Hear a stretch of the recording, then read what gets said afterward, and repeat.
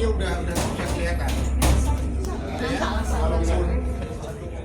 Syederalun RSUD Dr. Fauziah Biren saat ini sudah memiliki ruang pelayanan stroke, bedah syaraf, balai rehabilitasi nafza, dan pelayanan intat ubat atau libat yang di-launching PJ Bupati Biren Aulia Sofyan PhD pada Jumat 12 Juli 2024. Launching ditandai dengan penandatanganan prasasti dihadiri Direktur di BPJS Pusat Dr. Mahlil Rubi MK serta Ketua Dewan Pengawas RSUD Dr. Fauziah, Profesor Dr. Syahrul SPSK, unsur Forkopimda dan undangan lainnya. Direktur RSUD Dr. Fauziah Biren, Dr. Muhtar Mars mengatakan, pelayanan di launching itu ada 4 jenis, yaitu pelayanan implementasi Curt Stroke, bedah syaraf, balai rehabilitasi nafza, layanan intat ubat atau libat, kerjasama dengan Chuang Jek.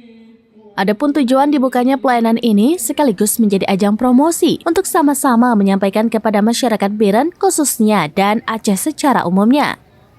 Saat ini jumlah pelayanan subspesialistik atau konsultan yang sudah berjalan yaitu konsultan tulang belakang atau spine, konsultan bedah vaskuler, konsultan emergency dan rawat intensif anak atau PICU atau Pediatric Intensive Care Unit, konsultan bedah digestif, dan konsultan kardiovaskuler. Selain itu, ada beberapa dokter subspesialis sedang dalam pendidikan dalam waktu dekat menyelesaikan pendidikan dan kembali bergabung ke RSUD Dr. Fauziah saat kegiatan dihadiri Forkopimda, pejabat, para dokter, pegawai, serta tamu undangan.